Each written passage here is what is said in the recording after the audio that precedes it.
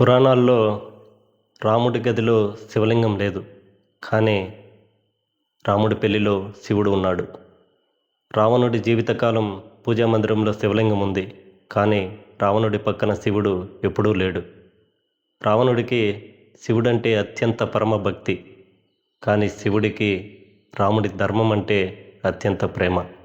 ఇక్కడ విషయం ఏంటంటే దేవుడంటే వస్తువు కాదు, అవసరాలకి స్వార్థాలకి వాడడానికి. గుడికి వెళ్ళి బొట్టు పెట్టుకున్నంత మాత్రాన నువ్వు భక్తుడైపోవు.